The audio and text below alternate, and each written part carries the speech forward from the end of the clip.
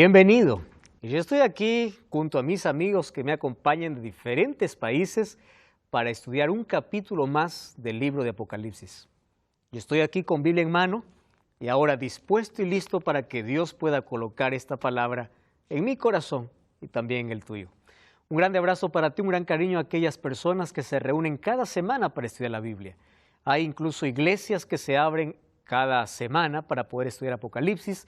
Recibimos sus mensajes con tanto cariño, aquellas historias lindas también de que estás participando de una iglesia y de este estudio nos llena de tanta alegría y de tanta emoción. Gracias por participar de Biblia Fácil y junto a mis amigos que vinieron aquí de diferentes países y están representando a Sudamérica, hoy comenzaremos un estudio más de Apocalipsis. Ya que tenemos la Biblia en la mano, queremos que Dios pueda colocarla en nuestro corazón y nos haga hacedores y no solamente oidores. Vamos a orar. Querido Dios, gracias porque hoy tenemos libertad de poder abrir tu palabra, de poder reflexionar, de poder meditar, de poder escuchar, pero no solo para aprender, sino también para vivir de acuerdo al mensaje que tienes para nosotros.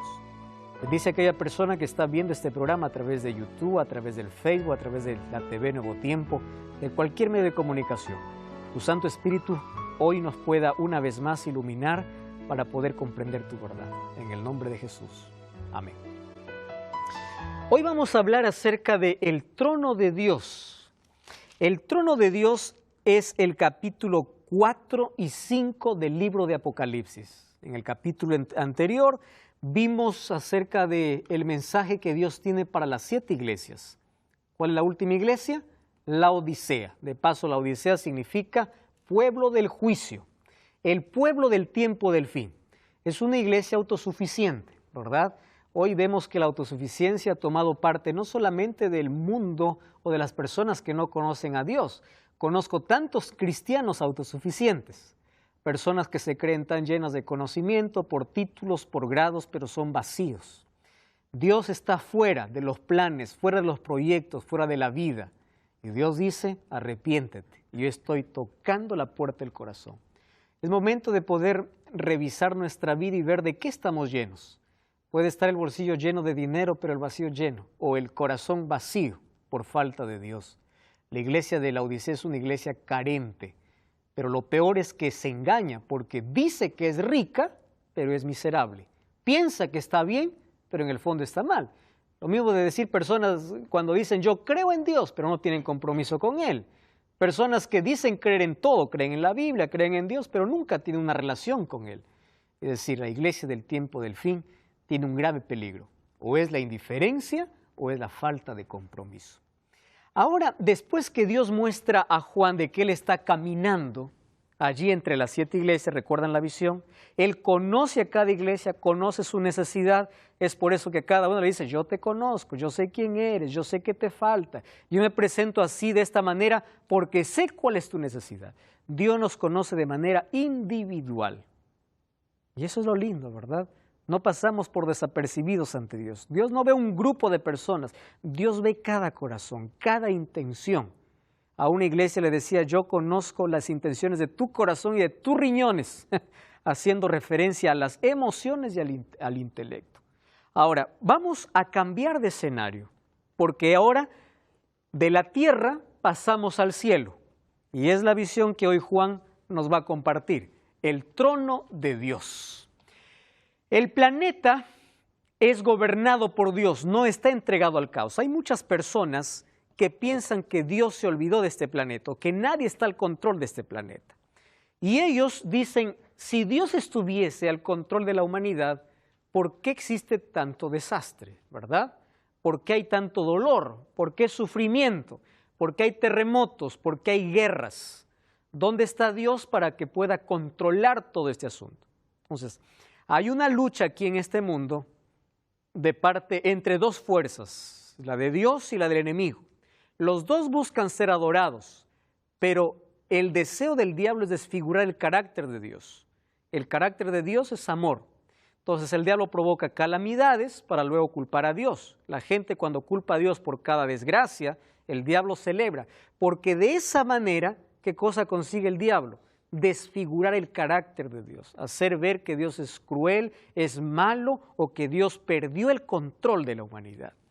Ahora, Dios está al control, pero la pregunta es, ¿cómo va a estar al control si hay tanto sufrimiento y de gente inocente, de gente buena? Ustedes ya vieron la injusticia, gente buena que sufre, gente mala que parece que les va bien en la vida. Entonces, ¿cómo podemos responder a esta pregunta del sufrimiento? Todos sabemos que el sufrimiento entró por causa del pecado. En sí, nosotros estábamos condenados a morir. Jesús nos dio esperanza con su muerte. Él nos redimió para poder librarnos de esa condenación. Cuando aceptamos a Cristo, nosotros estamos pasando de muerte a vida. Pero el sufrimiento es una realidad en este mundo. Jesús nos prometió que en este planeta vamos nosotros a vivir felices. Y yo les voy a decir aquí 5 razones por las cuales Dios permite el sufrimiento. Ustedes deben entender la diferencia entre causar y permitir. Causar es provocar. Dios no provoca el sufrimiento. Dios permite el sufrimiento. Pero el sufrimiento es permitido por lo menos por 5 razones. Vamos a comprender de manera breve. Primero, en medio del dolor nosotros sabemos quiénes somos. Les voy a hacer un ejemplo. Job y su esposa. Job perdió en un día todo. Perdió sus hijos, perdió sus riquezas materiales, perdió sus tierras, perdió todo. En un día. Ahora miren, la esposa de Job también perdió todo porque era una pareja, ¿verdad? Pareja de esposos. Es decir, los dos pasaron por la misma situación, por el mismo dolor. Pero miren la reacción. Job dio gloria a Dios. Y la mujer dijo, maldice a tu Dios, muérete. Miren la diferencia. Los dos pasaban por la misma situación, pero uno en el dolor da gloria a Dios y el otro maldice a Dios. El dolor nos revela cuál es nuestro carácter o a quién tenemos en el corazón. Número 2, con el dolor nosotros nos damos cuenta lo peligroso que es el pecado. Les voy a hacer un ejemplo. ¿Ustedes imaginan cómo sería el mundo sin dolor, sin hospitales, sería un paraíso, ¿verdad? Entonces, nosotros no entenderíamos qué es pecado. ¿Por qué? Porque el pecado no trajo consecuencias. Cuando hay dolor, el dolor nos explica lo peligroso que es el pecado. Sin el dolor, nosotros no explicaríamos cuán peligroso es el pecado. Todo sería de maravilla. Y número 3, el dolor hace que podamos correr a Dios. Hay lecciones que no aprendemos en la vida, menos que no pasemos por un momento doloroso. Entonces, una situación que puede provocar destrucción al ser humano puede resultar en bendición, porque en lugar de destruirnos, nos hace refugiarnos ¿en quién? En Dios. Número 4, el dolor hace que podamos fortalecer nuestra relación con Dios. Eso es lo lindo. Conocí una señora que decía, pastor, nunca oré tanto en mi vida como desde cuando me enteré que tenía cáncer. Nunca oré tanto. El dolor nos hace aferrar a Dios. Y número 5, si en el mundo no existiera dolor, nadie quisiera estar en el cielo. ¿Para qué? ¿Verdad? Yo estoy feliz aquí. Aquí no hay dolor, aquí no hay sufrimiento. ¿Para qué quiero Dios? ¿Para qué necesito del cielo si la tierra es sin dolor? Entonces, el dolor no es causado ni provocado por Dios, pero es permitido por Dios, porque a través del dolor también somos alcanzados. Pero Dios está al control del universo. Ahora, el capítulo 4 nos traslada de la tierra al cielo. Ahora, no aparece Jesús caminando como sumo sacerdote entre las iglesias, sino aparece como rey. Capítulo 4, la escena se traslada al trono celestial. El trono está rodeado por seres celestiales para celebrar una ocasión especial, un evento específico y decisivo en la historia del universo. ¿Cuál es? Es que aquí Juan está a punto de ver cómo Cristo es exaltado y glorificado después que subió al cielo. La Biblia dice que fue a la diestra del Padre. Ahora, ¿cómo sucedió ese evento? Eso nos explica. Ahora, ¿cómo entendemos eso? El capítulo 3, versículo 21 dice, el que venciere se sentará conmigo en mi trono, así como yo he vencido y me he sentado con mi Padre, ¿dónde? En su trono. La promesa para el vencedor es sentarse ¿dónde? En el trono. Pero dice, tú te vas a sentar en el trono porque yo ya estoy sentado en el trono. Yo ya vencí. Ahora, ¿cómo es que Jesús se sentó en el trono? Ahora nos explica el capítulo 4 y el versículo 5. Miren, la palabra trono aparece 14 veces en el capítulo 4, es decir, es el centro de todo lo que sucede. 1 Timoteo 6:16 dice que Dios está rodeado de una luz extraordinaria. Ahora, en el capítulo 4 encontramos la majestuosidad. Y allí en el capítulo 4, Juan dice, vi que uno estaba sentado. Ni siquiera menciona el nombre de Jesús, nada. Uno, ese uno hace referencia ¿a quién? A Dios Padre. Él está sentado en el trono. El trono simboliza el derecho a reinar, el poder real, la autoridad sobre el reino. Estar en el trono significa el poder para reinar. Ahora, en ese trono hay esplendor deslumbrante, el trono de Dios es la fuerza controladora del universo. Ahora Juan va a ver cómo es el trono de Dios. Vamos a Apocalipsis capítulo 4, versículo 1 hasta el versículo 3, ¿sí? Vamos a Apocalipsis 4, 1 al 3. Allí dice, después de esto miré y había una puerta abierta en el cielo. Pablo, ¿tú puedes seguir leyendo, por favor? Versículo 1 hasta el versículo 3. ¿Del 1? Sí, del 1 al 3. Después de esto miré, y he aquí una puerta abierta en el cielo, y la primera voz que oí como de trompeta, hablando conmigo, dijo, sube acá. Y yo le mostré las cosas que sucederán después de estas. Y al instante yo estaba en el Espíritu, y he aquí un trono establecido en el cielo, y en el trono uno sentado. Y el aspecto del que estaba sentado era semejante a la piedra de jaspe y de cornalina, y había alrededor del trono un arco iris, semejante en aspecto a las esmeraldas. Wow. Solo hasta ahí, porque después vamos a seguir describiendo. Gracias, Pablo. Miren qué interesante. Ahí está el trono y ahí está uno sentado, Dios Padre. Miren la majestuosidad. No dice que el trono era una piedra de jaspe, dice, era como. Es decir, él no encuentra palabras para describir. Lo más parecido es esto, dice. No puede describir. Ahora, fíjense lo que está viendo aquí Juan. ¿Qué cosa está viendo? El santuario. ¿Recuerdan cuando Dios mandó a Moisés a hacer un santuario? El santuario tenía dos compartimentos, lugar santo y lugar santísimo. En el lugar santísimo estaba el arca del pacto y ahí estaba la gloria de Dios, el Shekinah.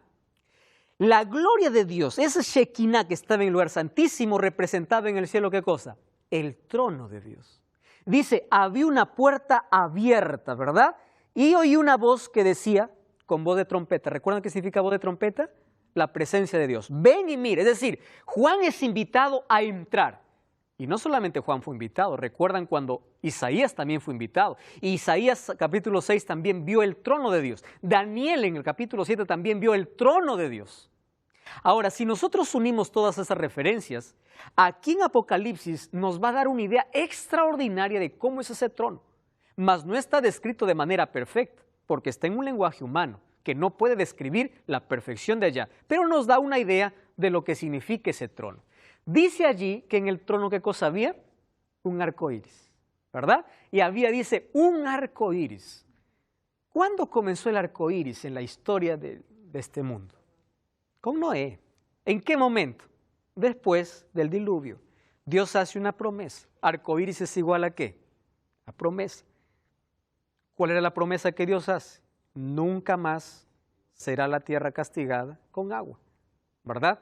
Entonces, cada vez que llueve, dice tú vas a ver mi arco entre las nubes. Hoy el arco iris es usado como símbolo de una perversión. Sin embargo, es la representación de la promesa de Dios. Ahora, fíjense, ¿por qué es que el arco iris está encima del trono? El arco iris en sí es una ilusión óptica, ¿verdad? Uno ve el arco iris y uno se acerca y dice, va a abrazar el arco iris, y de pronto no abraza nada, es una ilusión óptica. ¿Por qué? Porque el arco iris es la unión ¿de qué? Del agua con la luz del sol. Es decir, es la mezcla de dos elementos, agua y luz del sol. ¿Qué representa el arco iris en el trono de Dios? Vamos a ver lo que dice el libro de Salmos capítulo 97, versículo 2. Karina, ¿puedes leer, por favor? Aquí dice, ¿qué dice Salmos 97, 2? Toma el micrófono allí. Salmo 97, 2. Dice así. Son la base de su trono. Justicia y misericordia. Correcto. Entonces, hay dos cosas que es la base del trono de Dios. ¿Qué cosa es? La justicia y la misericordia. ¿Cómo es formado el arco iris? Por la unión de ¿qué? Del agua y del sol. Justicia y misericordia, así como el agua y el sol, se mezclan para armar un arco iris.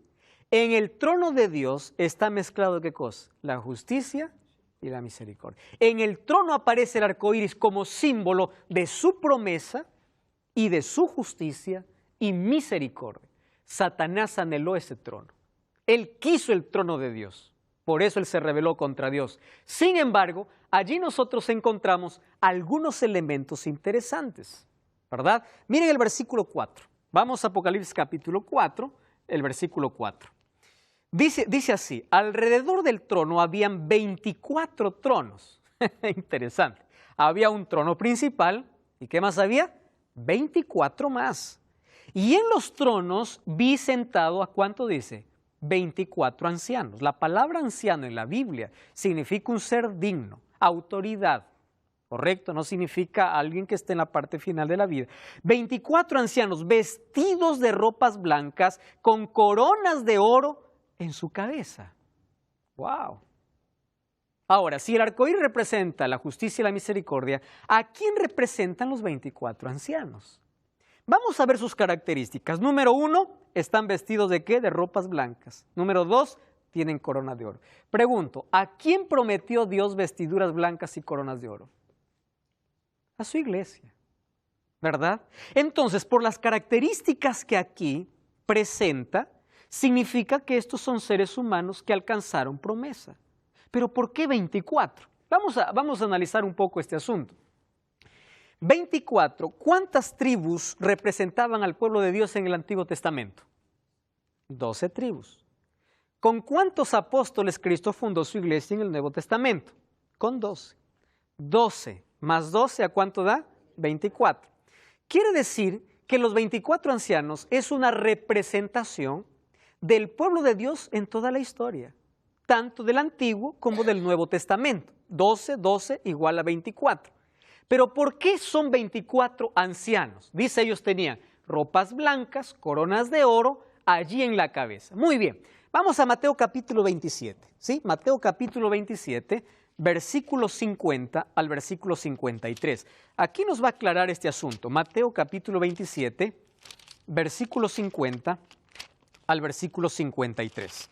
Miren lo que dice, este texto es impresionante. Mateo 27, 50 al 53. Dice así: Jesús, habiendo otra vez clamado a gran voz, entregó el Espíritu. Entonces el velo del templo se rasgó en dos, de arriba abajo. La tierra tembló, las rocas se partieron. ¿Está? Ahora, Felipe, ¿puede leer el versículo 52? Toma el micrófono, por favor. 27, 52. ¿Qué dice allí? Y se abrieron los sepulcros y muchos cuerpos de santos que habían dormido se levantaron. Wow. ¿En qué momento ocurrió esto? Cuando Jesús murió. Entregó el Espíritu. ¿Qué más dice? El templo se rasgó, sepulcros se abrieron y muchos cuerpos de santos que habían dormido se levantaron. Y después que él resucitó, salieron de los sepulcros y entraron a la ciudad santa. ¿Cuál es la ciudad santa? Ahora fíjense, cuando hace referencia a 24 ancianos, significa que hubieron personas que resucitaron cuando Cristo murió. Y según Efesios 4:8, ellos fueron llevados como primicias al cielo. Nosotros en la Biblia por lo menos encontramos a tres seres humanos que están en el cielo. ¿Se acuerdan en la transfiguración? Cuando los discípulos vieron a Jesús, ¿con quién estaba? Con Elías. ¿Con quién más? Con Moisés. ¿Y quién más está en el cielo? Enoc. Dios se los llevó. Tres personas, la Biblia dice con claridad que están en el cielo. Seres humanos. Ahora, a esos tres se unieron otros que también resucitaron. Y por las características que ellos tienen, entonces, ellos son la representación de la humanidad fiel que ya está en el cielo. Ahora, es interesante que nosotros podamos ver, esos seres humanos no están en el cielo para interceder. Hay algunos que dicen, vamos a interceder. Pastor, ¿y quién? A ver, ¿Pablo estará en el cielo? No. ¿Por qué no está Pablo en el cielo? ¿Por qué Pablo en 2 Timoteo 4, 7 y 8 dice, yo estoy listo para ser sacrificado, hablando de su muerte? Dice, pero me está reservada la corona de justicia en aquel día. Además, él no participó de la resurrección cuando Cristo murió. Entonces, si hay seres en el cielo, significa que hay representantes del pueblo de Dios, que son seres humanos, y están dando gloria a Dios. Además, el versículo 6, ¿qué cosa dice? Capítulo 4, versículo 6. Apocalipsis, capítulo 4, versículo 6 dice, también delante del trono había un mar de vidrio semejante a, ¿qué dice? Al cristal, y junto al trono y alrededor del trono había 4 seres vivientes. Estaba lleno de ojos por delante y por atrás. Llenos de ojos. Ahora nos complica el asunto, ¿no? Hay 24 ancianos. ¿Y ahora qué cosa hay? 4 seres vivientes. ¿Saben ustedes que Ezequiel capítulo 10, versículo 14, ya hablaba acerca de estos seres? Recuerdan ustedes que Apocalipsis está escrito en base al Antiguo Testamento, muchos textos de ellos. Miren lo que dice Ezequiel capítulo 10. Vamos a Ezequiel capítulo 10, versículo 14. Miren esta declaración. Dice así, Ezequiel 10, 14, a las ruedas, oyéndolo yo, se le gritaba rueda. Cada uno tenía 4 caras. La primera era un rostro de querubín, la segunda de hombre, la tercera de león, la cuarta era de águila. Vamos al versículo 20, miren, versículo 20 al versículo 22. Estos eran los mismos seres vivientes que vi debajo del Dios de Israel junto al río Quebar, y me di cuenta que eran, ¿quiénes dice? ¿Qué eran ellos? Querubines. Cada uno tenía 4 caras, ¿y qué tenía? 4 alas y figuras de manos humanas debajo de ¿dónde? De sus alas. Vamos a volver a Apocalipsis capítulo 4. ¿Está bien? Apocalipsis capítulo 4, versículo 4 al versículo 6. Entonces dice alrededor del trono, o el versículo 6, dice, también delante del trono había como un mar de vidrio, semejante al cristal. Junto al trono y alrededor del trono habían 4 seres vivientes llenos de ojos por delante y por detrás. Versículo 7, ¿qué cosa dice? El primer ser viviente era semejante ¿a qué? A un león. El segundo, a un becerro. El tercero, rostro de hombre. El cuarto, un águila volando. Los 4 seres vivientes tenían cada uno 6 alas y alrededor por dentro estaban llenos de ojos, y de día y de noche decían sin cesar, santo, santo, santo es el Señor Dios Todopoderoso, el que era, el que es y el que ha de venir. Según Ezequiel, Ezequiel ya vio esta visión. ¿Cómo lo llama esto a Ezequiel? Querubines. Ahora, es interesante las características que tienen estos seres. 6 alas y lleno de ojos. 6 alas significa rapidez de movimiento y ojos significa inteligencia. Ahora fíjense una cosa. Esto puede representar a un orden exaltado de ángeles involucrados en servir a Dios y conducir a los ejércitos celestiales en la adoración y la alabanza a Dios. Porque allí dice que todos ellos decían, santo, santo, santo. Además, las características de estos seres vivientes son las características que se dan a los ángeles. Por ejemplo, Salmo 103:20 dice que los ángeles tienen fuerza como león. Hebreos 1:14 dice que tiene la capacidad de servir. Esto puede ser representado como un buey. Tiene inteligencia como un hombre. Lucas 15:10 dice que los ángeles celebran cuando un pecador se arrepiente. Y tiene velocidad de un águila. Entonces, 4 figuras también representan características de ángeles. Entonces, lo que se cree aquí es que esto es un orden exaltado de ángeles involucrados para servir a Dios. Pero también se dice que estos 4 seres vivientes, según la visión de Ezequiel capítulo 1, versículo 4 a 10, puede representar al pueblo de Dios en el Antiguo Testamento. Representar, pero son seres que existen, ¿correcto? Pero representan al pueblo de Dios en el Antiguo Testamento. 40 años estuvo en el desierto, 41 veces se movieron. Ahora, ellos tenían una manera interesante de ser organizados. Cada vez que el campamento se movía, ellos tenían 4 tribus líderes, ¿verdad? 4 tribus líderes. Cuando ellos se instalaban, el santuario estaba en el centro y las 4 tribus rodeaban allí el santuario. ¿Quiénes eran esas 4 tribus líderes? Era Judá, Efraín, Dan y Rubén. Se dice que estas 4 líderes tenían 4 símbolos. Por ejemplo, Judá tenía como símbolo el león. La Biblia menciona al león de la tribu de Judá, ¿verdad? El símbolo de Judá era el león, de Efraín era el buey, de Dan era el águila y de Rubén era un rostro humano. Entonces dice que ellos pueden representar, no es que son, representar al pueblo de Dios en el Antiguo Testamento. ¿Significa que el pueblo de Dios en el Nuevo Testamento no tiene representación? Hay algunas cosas que estuvimos analizando acerca del trono de Dios. Primero, que la justicia y la misericordia son la base de su trono y está representado en un arco iris, como aquel que es fiel siempre a su promesa. También vimos 24 ancianos que representa a la humanidad, o representa a toda la humanidad, ¿verdad? Desde el comienzo de los tiempos hasta el final, de redimidos. Y también vimos 4 seres vivientes. Allí vemos que ellos dan gloria a Dios, adoran a Dios, están al servicio de Dios y se dice que ellos pueden ser ángeles que tienen una orden especial para poder llevar a toda la hueste angelical a adorar a Dios. Y también estos 4 seres representan al pueblo de Dios en el Antiguo Testamento, representado por las 4 tribus líderes. Esas 4 tribus eran Judá, Efraín, Dan y Rubén, que eran el símbolo que ellos tenían allí en sus banderas. Ahora, ¿cómo representan esos 4 seres vivientes al Nuevo Testamento? ¿Verdad? A la iglesia primitiva.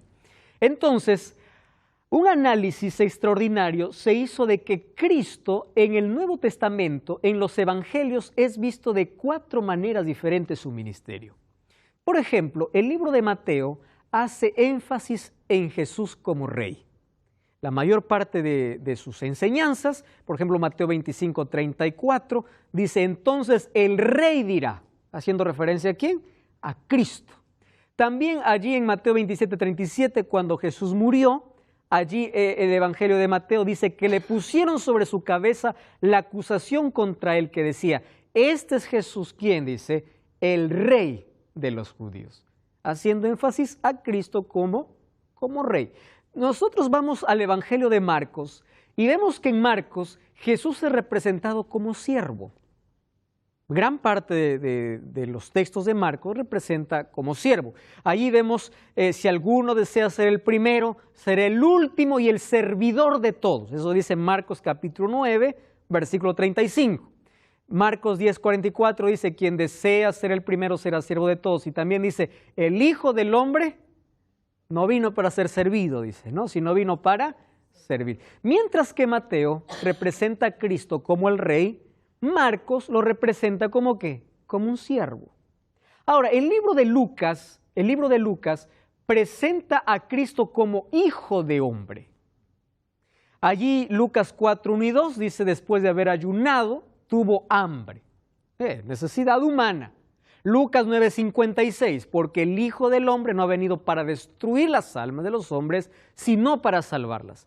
Mateo presenta como rey, Marcos presenta como siervo, Lucas presenta como hombre, como el Hijo del Hombre, ¿verdad? Ahora, el libro de Juan presenta a Jesús como Dios, desde el comienzo, ¿verdad? En el principio era el Verbo, y el Verbo estaba con Dios, y el Verbo era Dios, y por Él fueron hechas todas las cosas. ¿Quién era ese Verbo? ¿De quién estaba hablando? Estaba hablando de Jesús. Mateo presenta como rey, Marcos como siervo, Lucas presenta como hijo de hombre, y Juan lo presenta como Dios. Ahora, Juan 1:2, en el principio estaba el Verbo, y Juan 10:30 dice, yo y el Padre somos uno. Quiere decir, yo también soy Dios, está diciendo Jesús. Ahora, ustedes recuerdan, estos 4 seres vivientes, ¿qué rostros tenían? Rostros de águila, rostros de hombre, rostros de buey o de ciervo y un rostro de águila, ¿verdad? Entonces, esto también puede representar el ministerio de Cristo en estos 4 seres vivientes. Y después, ¿qué más dice? Miren, Apocalipsis capítulo 4, allí vamos al versículo 7 o el versículo 10, 9. Cada vez que estos seres vivientes dan gloria y honra y acción de gracias al que está sentado en el trono y al que vive por los siglos de los siglos, los 24 ancianos se postran.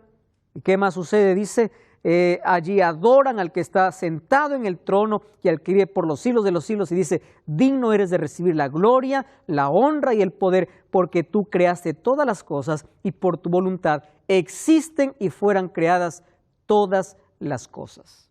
Ahora, en ese contexto, vamos a retroceder un poco, y allí dice el versículo 6, o el versículo 5, del trono salían relámpagos, truenos y voces. ¿Qué más dice? Y delante del trono ardían 7 lámparas de fuego, que son los 7 espíritus de Dios. Ya vimos a qué representan los 7 espíritus de Dios, ¿verdad? Al Espíritu Santo en su plenitud. 7 espíritus. Ahora fíjense, es interesante algunas cosas que suceden aquí en el trono. Primero hay relámpagos y truenos.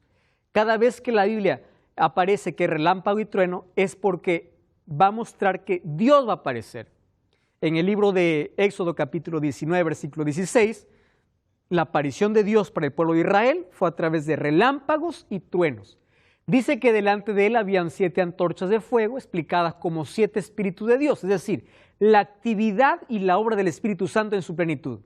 Cuando hace referencia al mar de vidrio, esa luz multicolor trascendente representa la majestad de Dios. Versículo 9 al 11, hay una escena de adoración donde los 24 ancianos y los 4 seres vivientes arrojan sus coronas y le dicen, tú eres digno. Ahora, la esencia de la adoración se debe a 2 cosas. Miren, versículo 11 dice, tú eres digno de recibir la honra, la gloria y el poder, porque tú creaste, ¿qué cosa dice? Todas las cosas.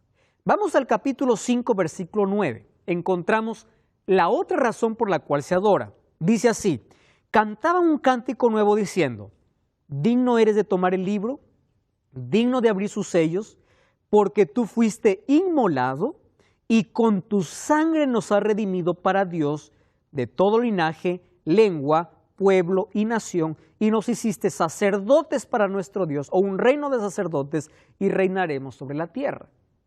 Entonces, Jesús recibe adoración por 2 razones. Primero, por ser el creador, o por el acto de la creación, y el segundo, por el acto de la redención. ¿Qué significa eso? El mismo Dios que creó este mundo tiene poder para restaurarlo y poder proveer salvación para todos los perdidos. Ahora, en esa liturgia de adoración, nosotros tenemos que parar para pensar. Miren, todo el cielo adora a Dios. Todo el cielo. Cada momento dice, santo, santo, santo, tú eres digno de recibir nuestra adoración. El libro de Apocalipsis nos presenta como uno de los temas principales, el tema principal es el regreso de Cristo, pero uno de los temas principales también que acompaña el regreso de Cristo es el grande conflicto que está aquí en la tierra. ¿Y cuál es el conflicto que ocurre aquí en la tierra? La discusión entre los 2 poderes, poder de Dios y poder del diablo, es la lucha por una sola cosa, por la adoración. Si ustedes se dan cuenta, las cosas que hacemos en esta vida no tienen que ver con nuestros caprichos y gustos, tienen que ver a quién adoramos. Existen personas que se adoran a sí mismos. Existen personas que adoran abiertamente a Satanás. Existen personas que adoran a Dios. Y por eso son capaces de sacrificar muchas cosas por adorar a Dios. Pero existen personas que dicen, yo no adoro a nadie, ¿verdad? Pero crean sus propios dioses. Es decir, el tema principal en esta tierra es adoración. Alguien me pregunta y dice, pastor, ¿qué tiene que ver que yo obedezca o no obedezca una parte de la Biblia? Es simple, le digo. Demuestras a quién adoras. Porque el asunto es adoración. Miren, el diablo siempre quiso ser adorado. El libro de Isaías capítulo 14 habla de que en el cielo él anheló el trono de Dios. Quiso el trono de Dios. ¿Por qué quería el trono de Dios? Porque quería ser adorado. Él quiere ser adorado. Cuando Jesús estuvo aquí en la tierra, ¿recuerdan lo que le dijo Satanás a Jesús? Cuando en la última tentación le llevó allí a la parte más alta y le dice, mira todo este mundo, le dice. Tú no necesitas ir a la cruz. ¿Para qué vas a sufrir? Adórame, ¿correcto? Adórame, yo te doy todo. ¿En qué momento se hizo dueño el diablo de este mundo? El momento que el ser humano le cedió autoridad, porque Dios regaló este planeta al ser humano para que lo pueda administrar. Pero el ser humano regaló o cedió esa autoridad. Y ahora Jesús dice incluso que Satanás es el príncipe de este mundo, porque el ser humano cedió esa autoridad. Pero más allá de eso, vamos a pensar en lo siguiente. Miren, en este mundo existe tanta filosofía humana.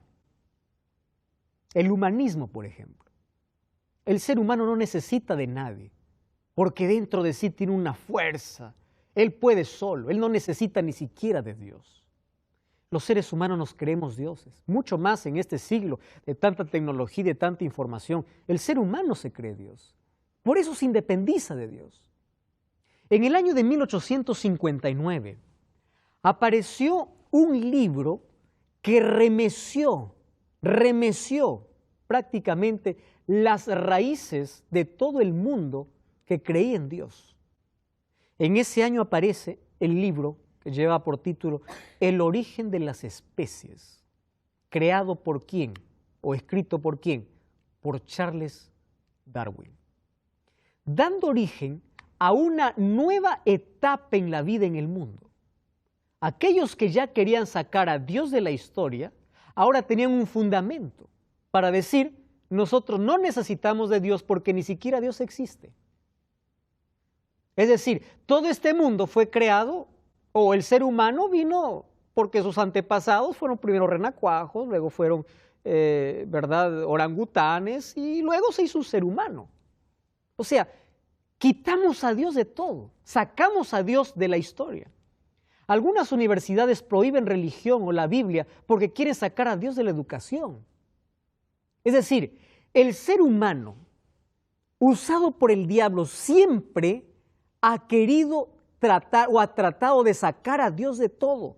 Lo ha sacado de su vida, lo ha sacado de sus escuelas, lo ha sacado de la historia, creyendo en la evolución. La evolución, ¿qué cosa te lleva a pensar? De que Dios no existe.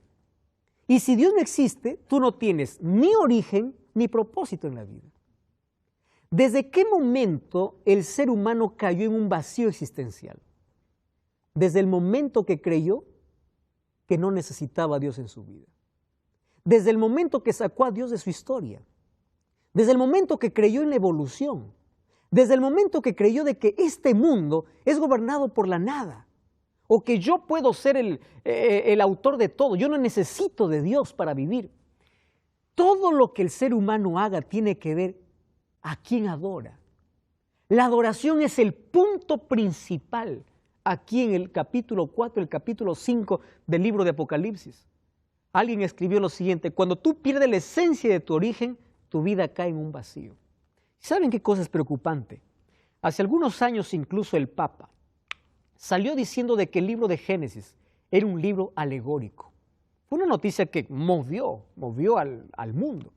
Quiere decir que el pecado es una alegoría. Si el pecado es una alegoría, Jesús es una fantasía. ¿Para qué necesitamos de Jesús si no hay pecado?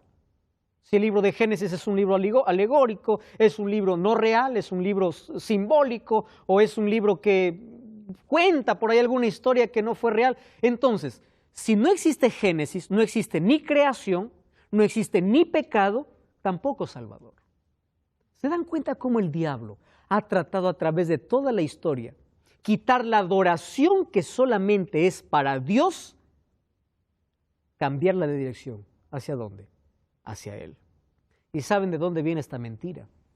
Desde el jardín del Edén. ¿Cuál fue la mentira que el diablo colocó en el corazón de Eva? Dos cosas. Primero le dijo, no morirás, no vas a morir. Dios te dice que vas a morir, no, mentira, no vas a morir. Por eso el ser humano cree en la inmortalidad, vida después de la muerte, etcétera, etcétera. Número dos, le dice, tus ojos serán abiertos y serás como Dios. Dios no lo sacó a Adán y Eva porque comieron un fruto. Comer el fruto significaba aceptar la propuesta del diablo. Comer el fruto significaba que ellos querían ser como dioses. ¿Por qué cayó Satanás del cielo? Porque quiso ser como Dios. ¿Por qué salió Adán y Eva del jardín del Edén? porque aceptaron la propuesta del diablo, ser como Dios. La desobediencia va más allá de comer un fruto, va en aceptar propuestas, donde el ser humano saca a Dios de su vida, saca a Dios de la historia y empieza a adorarse a sí mismo o a adorar cualquier otra filosofía, y en ese momento se hace un adorador ¿de quién? De Satanás. Ahora el capítulo 4 me enseña de que hay un Dios que gobierna por encima de todas las fuerzas humanas y conduce la historia hacia un final feliz. Por eso que Hebreos capítulo 4 versículo 16 dice: acerquémonos con confianza al trono de la gracia para recibir misericordia y ayuda oportuna. ¿Por qué? Porque hay un Dios soberano que tiene el control de la historia. Ahora, lo interesante de todo eso es que ese Dios está presente en los momentos más difíciles de nuestra vida. Si hay un Dios que gobierna el universo, hay un Dios preocupado por el ser humano. Hay dos cosas que tenemos que saber de Dios. Dios es trascendente y Dios es inminente. Trascendente significa que Él es el soberano de todo el universo y Él gobierna el universo, pero es un Dios cercano, no es un Dios lejano, es un Dios que se relaciona. Es un Dios que está a nuestro lado en todo momento de la vida. Sí, Pablo. Incluso en esa historia, cuando ellos pecan, ¿no?, por creerle al diablo, y va la sentencia justa por su pecado, que era la muerte, Dios también dio una esperanza, aunque ellos no lo entendieran, ¿no? Al darle ropas de pieles de animales, ya hubo un sacrificio de sangre ahí que apuntaba a la cruz. O sea, mismo ahí uno ya ve la esperanza de Dios diciendo: esto se perdió, pero yo lo voy a recuperar. Es que, Pablo, el plan de redención estaba desde antes de la entrada del pecado. Dios ya tenía un plan para ellos. Es por eso que el primer cordero que muere allí en el jardín del Edén, cuando alguien dice que Dios no cumplió su promesa, que no había muerte, muerte sí hubo, pero hubo una muerte sustitutoria. ¿Qué significaba? Adán y Eva merecían morir, pero no murieron Adán y Eva, murió un cordero, y ese cordero representaba a Cristo. O sea, que la gracia ya estuvo ahí. Siempre, el ser humano se salvó por fe y gracia, desde el comienzo, y así será la salvación hasta el final. Nadie se salva por obras o por méritos. Qué lindo, gracias por ese aporte. Ahora, ese Dios que tiene el control del universo, ese Dios que está en todo momento en la historia del ser humano, es un Dios tan cercano, un Dios que conoce las luchas, que conoce los problemas, que conoce las lágrimas, que no ignora el sufrimiento. Y es un Dios que nos acompaña en los momentos más difíciles de nuestra vida. Yo quiero hablar para ti que estás viendo el programa. Probablemente no estés en un momento fácil de la vida, estés pasando por una situación muy difícil. Estás allí acorralado por las deudas, estás allí en una cama, enfermo, estás pasando por sufrimiento y dolor. Hay un Dios que está allí contigo y está sufriendo contigo y está listo para abrazarte. Hay un Dios que tiene el control del universo, es el soberano del universo, pero también quiere tener el control de tu vida. Y es por eso que hoy, una vez más, insiste en tocar la puerta de tu corazón para decirte: déjame también ser soberano en tu corazón, soberano en tu vida. Permite que ese Dios de lo imposible haga hoy milagros en tu corazón. Hay un Dios que está dispuesto a hacer lo imposible por ti. Ya hizo todo por ti. Hay un Dios dispuesto a hacer milagros en tu vida. Probablemente el mayor milagro que Dios haga en tu vida no sea sanarte hoy del cáncer que está acabando tu vida. El mayor milagro sea darte la fortaleza para afrontar esa dificultad. El mayor milagro de Dios no sea cambiar hoy tu situación, sino cambiar tu corazón para que estés preparado para el reino de los cielos. Las cosas de esta vida son temporales. Este mundo, la gloria de este mundo tiene fecha de vencimiento. Sin embargo, la gloria que Cristo quiere darte es eterna. Es por eso que Dios una vez más se presenta como el soberano de la historia, como aquel que es digno de ser adorado. Los ángeles en el cielo lo adoran. En el cielo todo el día hay adoración a Dios porque Él es el Creador y Él es el Redentor. Y ahora nosotros, como seres humanos, que somos los beneficiados de esa creación, de esa redención, ¿cómo no dar gloria a Dios? Por eso que Apocalipsis capítulo 4 o el capítulo 14 allí dice, temed a Dios y dadle gloria. Dadle gloria, adora a Dios. ¿Cómo adoras a Dios? Buscando a Dios en primer lugar en tu vida, abriendo la Biblia, obedeciendo lo que en ella está escrita, yendo para una iglesia, cantando para Dios, adorando con el testimonio, con la vida. Todo lo que hagas o no hagas en esta vida tiene que ver con adoración. Ahora te pregunto, ¿a quién estás adorando? Muchos adoran sus iglesias, adoran sus pastores, adoran tradiciones, menos la Biblia, menos a Dios. Adora a Dios. Es momento de parar, de pensar y de ver que ese Dios soberano de la historia, soberano de este mundo, también pueda ser adorado y pueda ser soberano en nuestras acciones. Sobre tomar decisiones acertadas. Y la mayor decisión que podamos tomar es que decidamos adorar a Dios en cada momento del día. Adorar a Dios no significa ir una vez por semana a una iglesia. Adorar a Dios significa darle gloria con nuestra vida las 24 horas y los 7 días de la semana, y especialmente el día que Él separó para que Él también pueda ser adorado. ¿Podemos orar? Vamos a orar. Querido Dios, gracias porque a través de tu palabra nos muestras que tú estás al control del universo. Y hoy estás aquí para poder también ser el gobernante de nuestra vida. Abrimos nuestro corazón, te entregamos nuestra vida, aceptamos a Jesús como nuestro Salvador, como nuestro Señor, y queremos darte gloria con nuestras acciones, con nuestra vida, con todo lo que hagamos. Vamos a sacrificar incluso algunas cosas que nos gustan, porque no queremos adorarnos a nosotros, sino adorarte a ti, y que nuestra adoración esté basada en tu palabra, no en tradiciones, no en dogmas, no en costumbres, sino en lo que dice tu palabra para nuestra vida. Toma nuestro corazón, en el nombre de Jesús. Amén.